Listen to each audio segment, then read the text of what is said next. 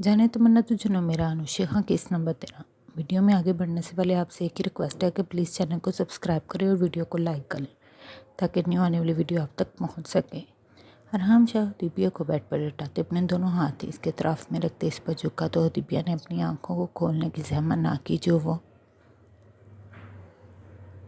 अरहाम की गोद में आते ही लरसते हुए मजबूती से बंद कर गई थी। दिव्या अरहाम ने अपने लहजे में शहद समोते मीठे लहजे से पुकारा,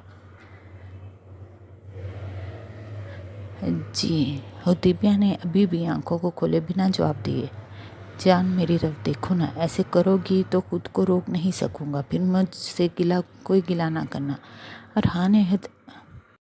अरहाम ने दिव्या के चेहरे के एक नक्श को नरमी से अपने होठों से छूते गमगीन लहजे से कहा तो दिव्या ने पट से आंखें खोली जिस पर अरहाम का जोरदार कहका कमरे में गूंजा, जिसे दिव्या ने अपने हाथ रख के फौरन रोका। क्या हुआ? अरहाम शाह ने अपनी आईब्रो रेस करते हुए दिव्या से इशारे से पूछा, जो हाथ अभी भी इसके मुंह पर रखे इसे ही देख रही थी। बाहर गेट्स हैं तो डियर, तुम्हारा कमरा तो साउंड प्रूफ है। अरहाम ने अपना माथा दिव्या के माथे से टिकाए, अपना सारा वजन इस पर डालते इसकी मासूमियत पर इसकी गाल पर एक शिद्दत भरा भरोसा दिया, जबकि दिव्या अपनी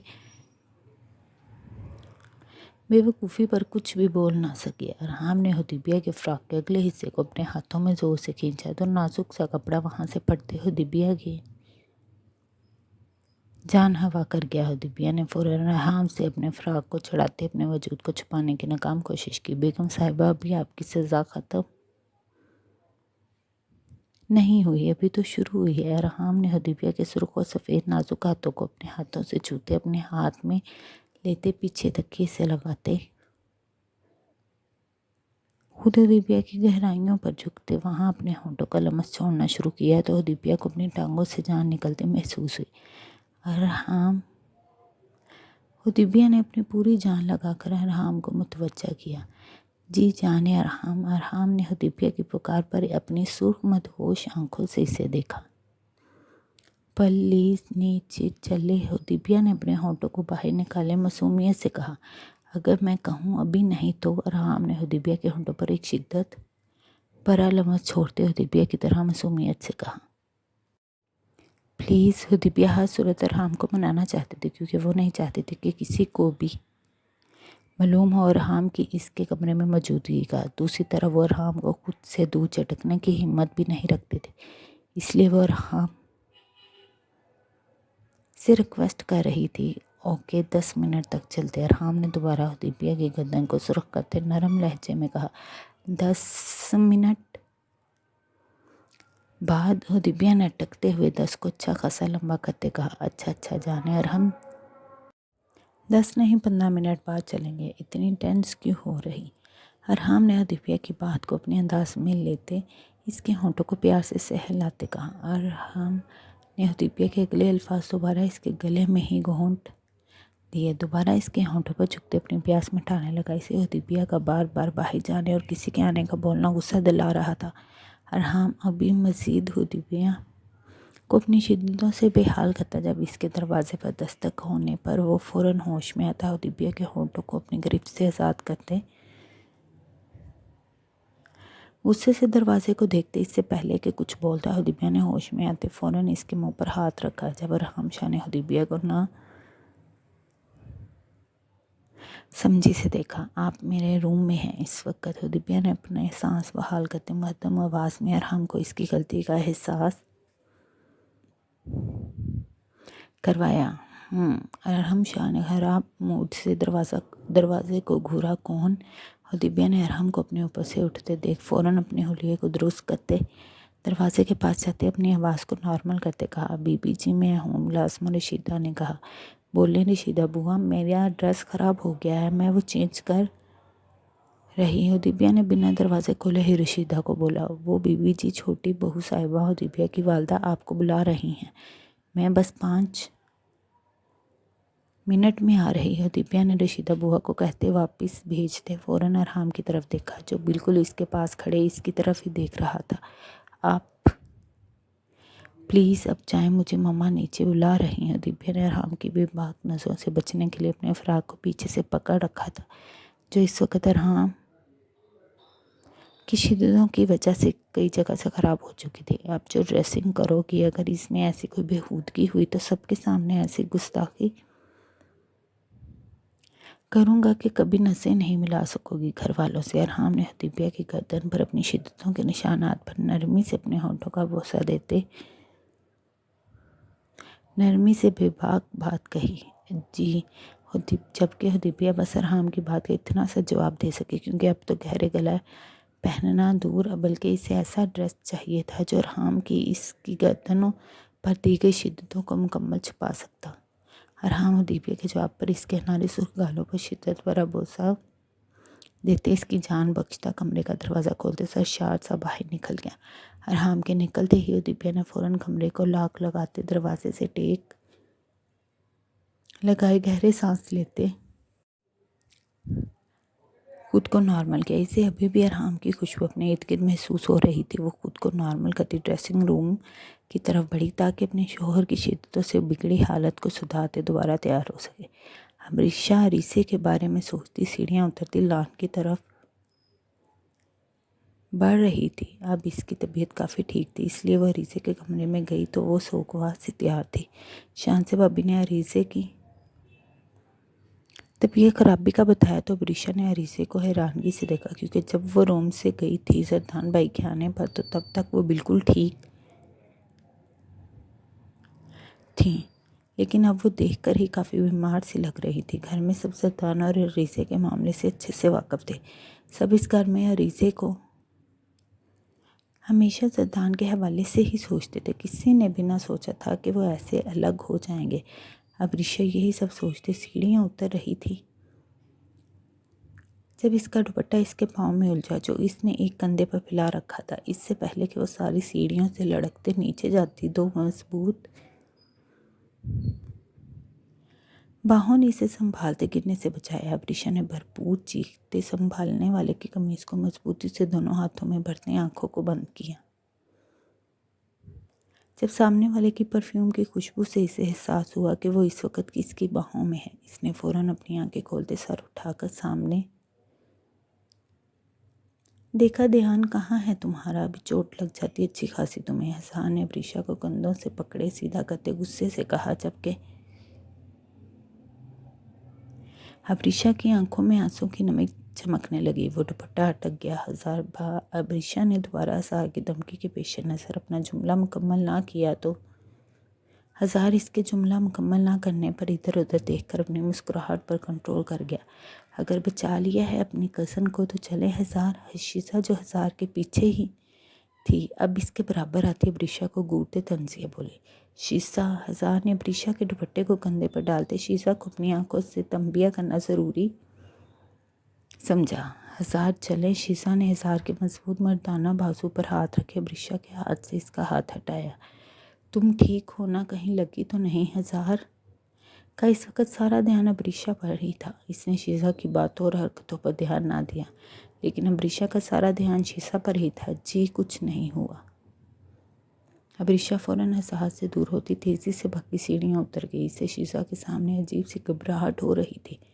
हज़ार की सुर्ख आंखों ने काफ़ी दूर तक अरीशा का पीछा किया था। वजह इसका लापरवाही से दुपट्टा लेते लॉन की तरफ बढ़ना था।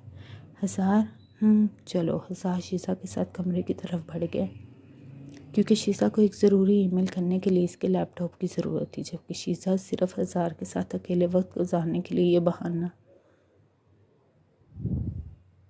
सोच कर आई थी। अरीशा बेटे कैसी तबीयत है अब अरीसे की? आमना बेगम ने अरीशा को सामने देखते मेहमान ख़वातीन से थोड़ा दूर होते आहिस्ता आवाज़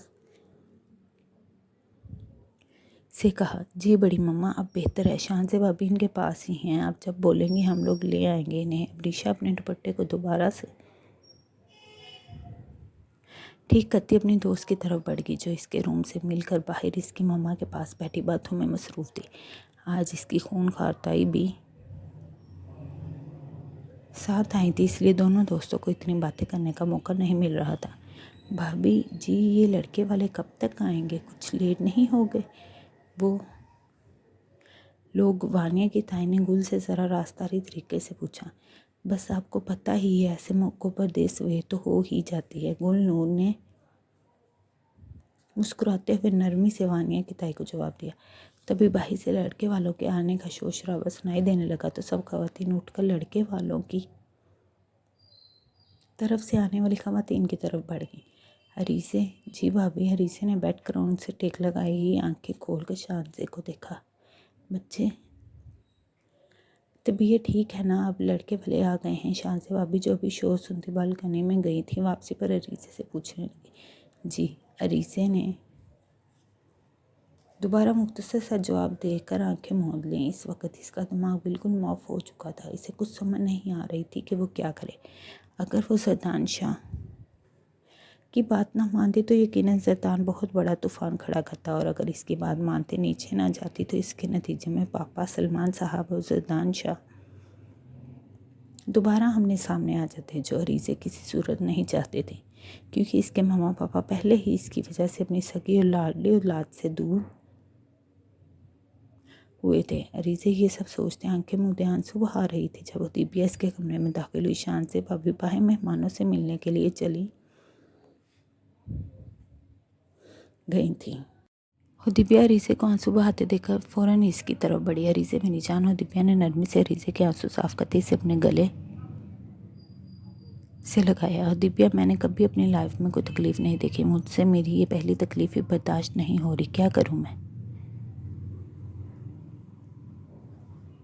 हरीसे ने दिव्या के गले लगते रोते हुए कहा। हरीसे, एक बात सच सच बताओ, क्या तुम असफर भाई से शादी पर खुश हो? मैं ये शादी सिर्फ मम्मा बाबा के लिए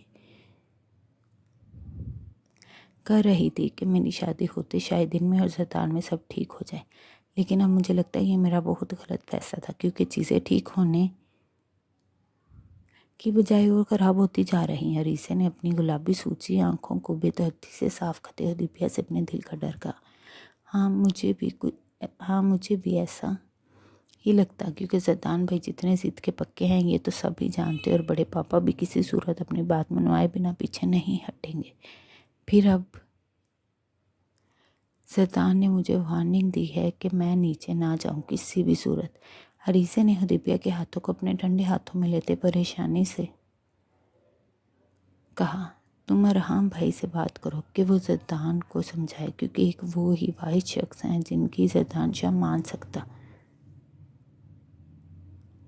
दिव्या ने हरीसे की बात का भरम रखने के लिए फ़ोन कॉल की, जबकि अरहाम शाह पहले ही से हरीसे को नीचे न लाने का बोल चुका था, जिसका मतलब था वो भी जरदान शाह को ये सब करने से रोकने में नाकाम था। आगे तुम कहाँ से आए हो? जरदान ने जैसे ही अपने कमरे में दाखिल होते लाइट ऑन की, अरहाम शाह की आवाज़ गूंजी, जो इसके बेड पर जूतों समेत लेटे अपने मोबाइल में मसरूफ़ था।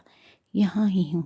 तो क्या मेरी बीवी बनने की नाकाम कोशिश कर रहा? जरदान शाह ने सोफे पर बैठते अपनी जैकेट उतारते साइड पर रखते अरहाम शाह को मसनूई गुस्से से घूरा। अल्हम्दुलिल्लाह, मैं एक शादीशुदा मर्द हूँ, मुझे ऐसी फजूल हरकतों की ज़रूरत नहीं। बादशाह सलामत, आप शादीशुदा नहीं निकाहशुदा हैं अभी। बस जरदान ने खुशगवार अंदाज में अरहाम को देखा और अपनी शर्ट के बटन खोलता इसे भी सोफे पर फेंक गया। मेरी जान, सारी बात ही निकाह की होती, इसके बाद तो सब कुछ एक फॉर्मेलिटी रह जाता। अरहाम ने बेड से उठते ड्रेसिंग के सामने जाते अपने सेट बालों को सेट करते कहा। हाँ, सारी बात ही निकाह की होती। जब कोई इंसान आपके नाम लिख दिया जाए, फिर चाहे दुनिया भी से जुदा करने की कोशिश करे, वो जुदा नहीं होता। जरदान शाह ये कहते ड्रेसिंग रूम की तरफ बढ़ गया। अरहाम जरदान की हालत अच्छे से समझता था, इसलिए वो वहीं सोफे पर बैठे इसका इंतज़ार करने लगा। जब इसका फ़ोन बजा, फ़ोन पर दिव्या का नंबर देखते अरहाम को खुशगवार हैरत हुई। अरे, आज हमारी बेगम को हमारी कुछ ज़्यादा ही याद आ रही क्या? अरहाम ने फ़ोन पर भी अपनी खुशगवार हैरत ज़ाहिर की। अरहाम, अरीज़े काफ़ी परेशान है जरदान भाई की वजह से। दिव्या ने फ़ौरन मतलब की बात की। इससे पहले कि अरहाम अपनी रोमांस की पटरी पर चढ़ता और दिव्या को गुलाबी होने पर मजबूर करता, मैं इसके पास ही हूँ, बात करने की कोशिश करता हूँ। अरहाम ने फ़ौरन सीरियस होते हुए दिव्या को कहते फ़ोन बंद किया, क्योंकि जरदान शावर लेकर वाइट रंग की शलवार कमीज में मलबूस बालों को टॉवल से ड्राई करते ड्रेसिंग के सामने खड़ा हुआ। क्या हुआ? अभी तो बहुत अच्छे मूड में था, आप क्यों सड़ी शक्ल बना ली है? जरदान ने ड्रायर से बालों को खुश्क करते सेट किया। जरदान ने ड्रेसिंग के शीशे से अरहाम को देखते कहा, जो जरदान से बात करने के लिए अल्फाज ढूंढ रहा था। हुदैबिया की कॉल थी। अरीसे काफ़ी परेशान है, इसे परेशान होना भी चाहिए, आखिर वो जरदान शाह की पनाहों में आने वाले। जरदान ने रिलैक्स अंदाज में कहा, अब वो नीचे जाना चाहती है। अरहाम ने जरदान की किसी बात का जवाब देने की बजाय अपनी बात जारी रखी, जबकि जरदान शाह अभी भी अपनी तैयारी में मसरूफ़ था। जरदान ने खुद पर अच्छे से परफ्यूम छिड़कते अपनी तैयारी को मुकम्मल किया, जबकि इस दौरान इसमें और अरहाम में मुकम्मल खामोशी छाई रही। अब क्या बोल रही थी हुदैबिया? जरदान शाह ने अपनी ब्लैक शाल को कंधों पर डालते अरहाम के बराबर सोफे पर बैठते इसकी बैक पर अपने दोनों बाजू फैलाए कहा। अरहाम को जरदान से इसी जवाब की उम्मीद थी कि वो इसकी बात को हवा में उड़ाते अपनी ज़िद पर कायम रहेगा। हाँ हुदैबिया, क्या रिक्वेस्ट कर रही थी तुम? जरदान ने अपने मोबाइल से हुदैबिया को कॉल मिलाते अरहाम शाह को शॉक्ड कर दिया था। ओके, तुम अरीज़े को नीचे लेकर जा सकती हो, जरदान ने हुदैबिया की बात सुनते जवाब दिया। तो अरहाम ने बेख्तियार जरदान की पेशानी पर हाथ रखे इसकी तबीयत ठीक होने की तस्दीक की, जबकि दूसरी तरफ हुदैबिया जरदान के मान जाने पर फ़ोन को घूर रही थी कि कहीं इसने कुछ गलत तो नहीं सुन लिया। भाई, आपने क्या बोला है? हुदैबिया ने स्पीकर ऑन करते दोबारा जरदान से कंफर्म करना चाहा। हुदैबिया बच्चे, मैंने बोला तुम अरीसे को नीचे रस्म के लिए लेकर जा सकती हो। जरदान शाह ने मुस्कुराते हुए अरहाम, हुदैबिया और अरीसे को दोबारा शॉक पहुंचाते फ़ोन बंद किया। चलो हम भी नीचे चलें, सब गेस्ट आ चुके होंगे। जरदान अपनी शाल को अपने कंधे पर ठीक करते उठने लगा तो अरहाम ने इसकी कुलाई पर गिरफ्त मजबूत करते इसे उठने से रोका। तुम खुद मुझे सब बताओगे या मैं खुद पता करूं? अरहाम शाह ने अपनी आईब्रो को उचका कर जरदान शाह को चैलेंज किया। अरे तुम तो अपने जिगर हो, तुमसे क्या छुपाना? जरदान ने अरहाम की गर्दन में अपनी बाजू डाले इसे अपने करीब करते प्यार से कहा। बेशक वो दोनों बचपन से एक दूसरे के साथ अपनी हर तकलीफ़, खुशी, गम, राज सब कुछ शेयर करते थे। फिर बता, क्या किया है तूने आज? अरहाम ने जरदान से सीधा सवाल किया। असफर को उठवा लिया, जरदान शाह ने अपने मोबाइल में देखते मसरूफ़ अंदाज में कहा। इसके घर वाले ढूंढेंगे नहीं? अरहाम ने जरदान की बात पर हैरान हुए बिना कहा। नहीं। क्यों? सिकंदर ने मैनेज कर लिया है सब। पक्का कोई गड़बड़ तो नहीं होगी? अरहाम शाह ने सोफे से रिलैक्स अंदाज में उठते कहा। वो भी एकदम पुरसुकून हो गया था, क्योंकि वो खुद भी अपने दोस्त की खुशियों के लिए किसी भी हद तक जाने का सोचे बैठा था। इसने जरदान से छुपा कर हर तरह से घर के बड़ों को मनाने की कोशिश की थी, लेकिन वो जरदान की करतूतों की वजह से मान नहीं रहे थे। आखिर इसने भी यही सोच रखा था कि वो असफर को किसी सूरत भी शादी वाले दिन बारात लाने नहीं देगा। चलें बाहर, तेरे यार की माइयों की रस्म शुरू होने वाली, तू अभी भी यही जम के बैठा? जरदान शाह ने अरहाम के खोए खोए अंदाज को देखते इसे हिलाकर होश दिलवाया। मैं बहुत खुश हूँ तेरे लिए यार, बस आगे भी सब अच्छा अच्छा हो जाए। अरहाम ने बेख्तियार जरदान के गले लगते इसे अपनी बाहों में जोर से भींचा। ओ बस अब चलें, हर वक्त रोमांस की तलाश में रहता तू। अरे जा जा, मुँह धो के आ। रोमांस के लिए मेरे पास मेरी ज़ाती बीवी है, समझा? अरहाम ने जरदान शाह को खुद से दूर धकेलते कड़वा सा मुँह बनाते कहा। चलें भी? जरदान शाह ने इसे मुस्कुराते हुए अपने साथ खींचा। आज वो कितने अरसे बाद खुल के मुस्कुरा रहा था। अरहाम ने दिल ही दिल में अपने दोस्त की नज़र उतारी और इसकी मुस्कुराहट हमेशा कायम रहने की दुआ की।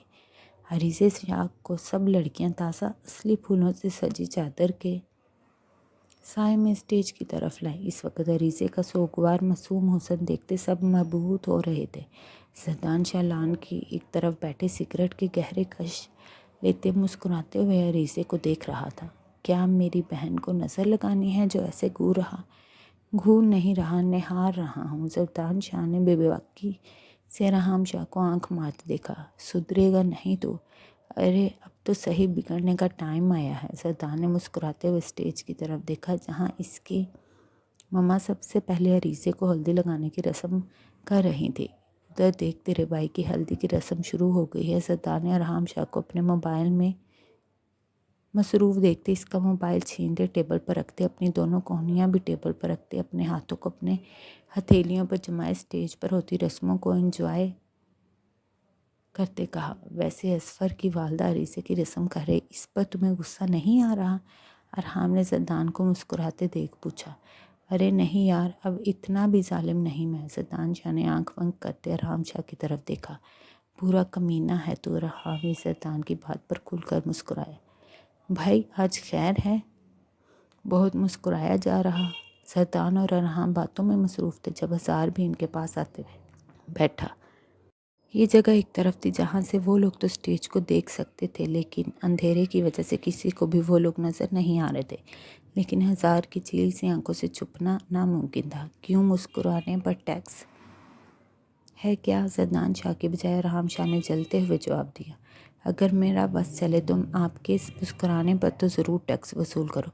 हज़ार ने मुंह मरोड़ कर बच्चों की तरह कहा। अरे बहुत कारोबारी दिमाग है साले साहब का, इन्हें पता है ना मेरे मुस्कुराने की वजह इनकी बहन ही है, तो खूब टैक्स वसूल होगा इन्हें। हज़ार अरहाम की बेबाक बात पर अपनी सुर्ख आंखों से सिकुड़ कर रह गया। अरहाम हज़ार को तड़पाने का कोई एक भी मौका हाथ से जाने ना देता था। अरहाम ज़द्दान ने हज़ार के ख़राब मूड को देखते इसे तंबी आंखों से देखते मना किया, जिस पर अरहाम कंधे झुका गया। भाई कुछ ख़ास है जिसकी पर्दादारी है?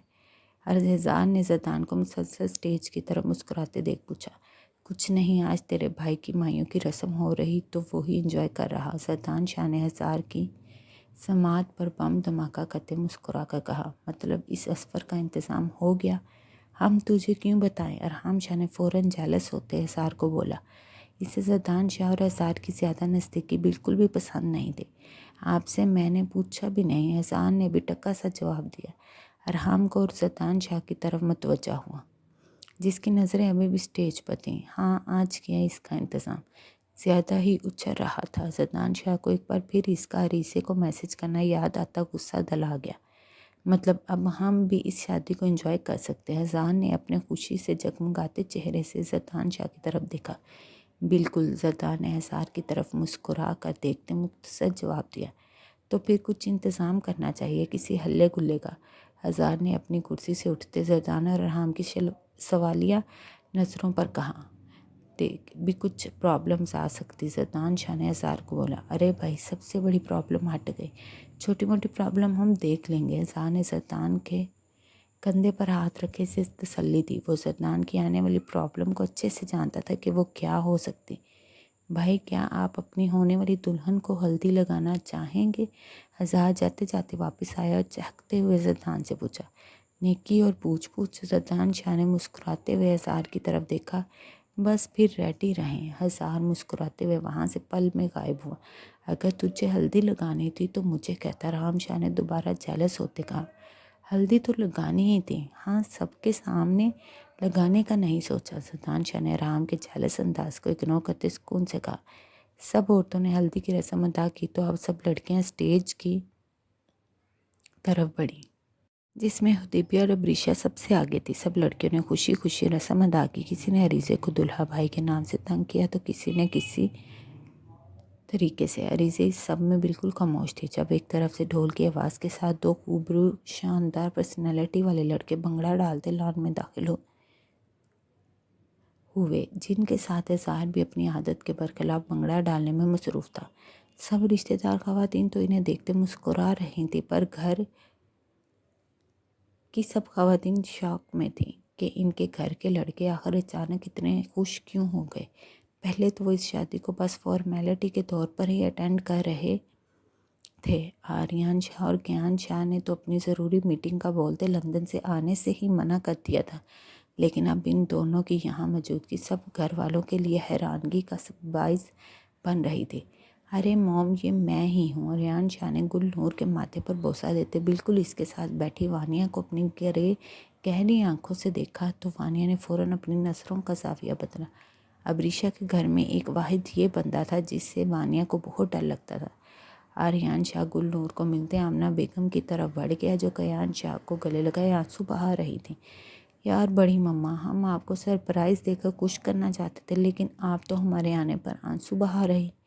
अल्लाह ना करे मैं आंसू बहाऊं तुम लोगों के आने पर, ये तो खुशी के आंसू है। आमना बेगम ने आर्यन शाह का माथा चूमते अपनी आंखों को साफ करते कहा। ओह बड़ी मम्मा, आपको पता है आप कितनी क्यूट हैं। आर्यान शाह ने आमना बेगम के गालों को अपने हाथों में लेते प्यार से कहा। बड़ी मम्मा, ये वहाँ सब गोरियों को भी यही बोलता था। कयान शाह ने गुलनूर के कंधे पर सर रखे मासूमियत से कहा, क्या तुम वहाँ गोरियों से ऐसी बातें करते थे? गुलनूर जैसी मासूम जान ने दहलते हुए अपने सपूत को देखा। गुल, आर्यान से तो ऐसी उम्मीद नहीं। हाँ, मुझे अपनी औलाद से पूरी उम्मीद है, ये ऐसी हरकतें ज़रूर करता होगा। फिरोज़ा शाह ने आर्यान शाह के माथे पर बोसा देते गुलनूर को तसल्ली दी, जो अपने बेटे को घूरने में मसरूफ़ थी। मम्मा, हर माँ को अपनी औलाद नालायक ही लगती। कयान शाह ने मासूम शक्ल बनाते अब फिरोज़ा शाह के गाल पर ज़ोरदार बोसा देते कहा, बिल्कुल नहीं, मैं अपने बाकी दोनों बच्चों के बारे में तो ऐसा नहीं बोलती। फिरोज़ा शाह ने कयान शाह कि किस पर इसे घूर कर देखा, जो इतना बड़ा होकर भी बच्चों की तरह हरकतें करता था। अच्छा तो लेडीज़, हमें आपसे एक इजाज़त चाहिए। वो सब खड़े बातें ही कर रहे थे जब हज़ार वहाँ आया। कैसी इजाज़त? गुलनूर ने फ़ौरन परेशानी से कहा। अरे बड़ी मम्मा, हम सब लड़के भी अरीसे को हल्दी लगाना चाहते हैं। भई आखिर हमारी बहन की शादी है। हज़ार शाह ने मुस्कुराते हुए सब लेडीज़ से कहा। ये भाई साहब के रंग ढंग भी कुछ बदले हुए नहीं लग रहे। कयान ने आर्यान के कान के पास सरगोशी की। आखिर वो भी मंगनी शुदा हैं तो कुछ तो असर होगा। अरे मंगनी शुदा तो वो पिछले 2 साल से हैं, लेकिन रंग ढंग अब बदले लग रहे। हाँ, तुम्हें अपने अलावा सबके रंग ढंग नजर आते हैं। आर्यान शाह ने क्यान को अपने कंधे से हटाते गुस्से से कहा। यार, एक तू ना मानी मेरी। क्यान नहीं मानता ये तुम्हारी। हज़ार ने इन दोनों की आखिरी बात सुनते कहा। बताऊं अब भाई को कौन सी बात मनवा रहे तुम मुझसे? आर्यान शाह ने शरारती अंदाज से क्यान को देखा। अरे अरे भाई, मैं बोल रहा हज़ार भाई तो पहले से भी ज़्यादा हैंडसम हो गए हैं, लेकिन ये मानता ही नहीं। बेटा जी, जितना आप मासूम बनने की कोशिश करते हो इतने हो नहीं। चलें, अब हल्दी लगाने की इजाज़त मिल गई है। एजाज शाह ने अपने छोटे भाई के कान पकड़े आर्यान को अपनी दूसरे बाजू के इशार में लेते स्टेज की तरफ बढ़ गया। आर्यान शाह और कयान शाह ने हदीबिया और अबरीशा के साथ खूब मस्ती करते हल्दी लगाई। वो दोनों अपने भाइयों को देख बहुत खुश थे, तो बाकी सबके चेहरों पर भी मुस्कुराहट दौड़ रही थी। इनके आते ही माहौल खुशगवार होता, सबके चेहरों पर रौनक भर गया। चलो भाई, अब बड़े भैया लोगों की बारी है। हज़ार ने इन दोनों को स्टेज से नीचे उतरने का इशारा किया, जिनका अभी ऐसा कोई इरादा नहीं था, लेकिन हज़ार ने इन्हें ज़बरदस्ती नीचे भेज दिया। ऑल दी बेस्ट भाई। जैसे ही जैतान शाह और अरहाम शाह स्टेज की तरफ बढ़े, हज़ार ने जैतान के कान के पास सरगोशी की। क्यों, ये जंग लड़ने जा रहा? अरहाम शाह ने हज़ार को तंज़िया कहते स्टेज की तरफ कदम बढ़ाए, जबकि हज़ार और जैतान बस अरहाम को देखते रह गए। अरीसे जैतान शाह को स्टेज की तरफ बढ़ते देख कांपने लगे। हुदैबिया अरहाम और जैतान को स्टेज की तरफ बढ़ता देख फ़ौरन उठी कि वो नीचे उतर जाए, लेकिन अरीसे के कांपते हाथ ने मजबूती से इसके हाथ को अपने हाथ में लेते नम आंखों से इल्तिजा करते इसे वहीं बैठे रहने की दरख्वास्त की। जो हदीबिया ने इसके हाथ पर अपना हाथ रखते अरीसे की तबीयत के पेश नज़र फ़ौरन मान ली। जैसे ही जैतान शाह ने अरीसे के बराबर बैठते अपनी उंगलियों की पोरों पर हल्दी लगाई, साथ ही लाइट ऑफ होते हर तरफ अंधेरा छा गया। अभी जारी है। उम्मीद है आज की एपिसोड अच्छी लगी होगी। अगर एपिसोड अच्छी लगी है तो वीडियो को लाइक करें और चैनल को सब्सक्राइब करें, ताकि सब नई वीडियोस आप तक पहुंच सकें। अब कोशिश करूंगी कि रेगुलर एपिसोड आए, क्योंकि अब नावल में हर एपिसोड में नए नए मोड और ट्विस्ट आएंगे। प्लीज़ चैनल को सब्सक्राइब करें और वीडियो को लाइक करें।